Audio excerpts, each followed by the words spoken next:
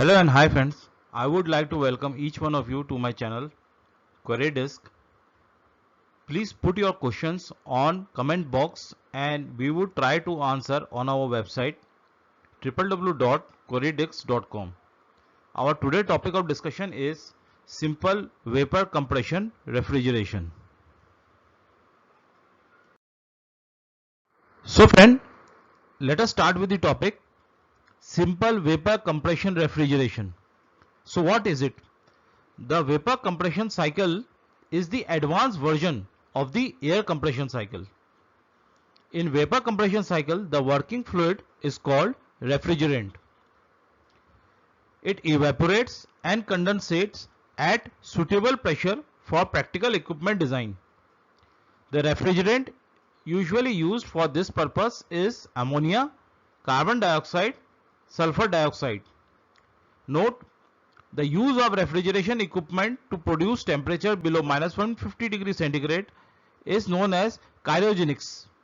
The use of refrigeration equipment to provide human comfort is called air conditioner. So the friends, the components of vapor compression refrigeration systems are compressor, condenser, expansion device and evaporator. Discuss the first component, that is compressor. The compressor raises the pressure of the refrigerant vapor so that the refrigerant saturation temperature is slightly above the temperature of the cooling medium used in the condenser, as we see in the diagram where the compressor is falling. Now the working of condenser. The condenser or cooler consists of coils of pipe in which the high pressure and temperature vapor refrigerant is cooled and condensed. Here refrigerant enters the condenser and usually leave as subcooled liquid. The typical cooling medium used in the condenser are air and water.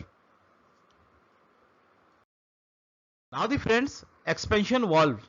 After leaving the condenser, the liquid refrigerant expands to a lower pressure in the expansion valve. The expansion valve can be a passive device such as a capillary tube or a short tube orifice, or an active device such as thermal expansion valve or electronic expansion valve. Now the friend, evaporator. At the exit of the expansion valve, the refrigerant is at the temperature below that of the product to be cooled. As the refrigerant travels through the evaporator, it absorbs energy and is converted from low quality two-phase liquid to a superheated vapor under normal operating conditions. The vapor formed must be removed by the compressor at sufficient rate to maintain the low pressure in the evaporator and keep the cycle operating.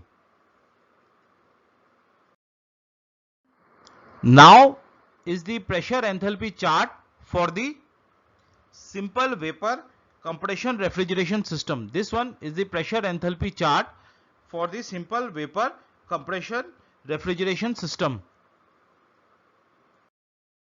Thank you for watching the video. Please subscribe if you like the video. Thank you.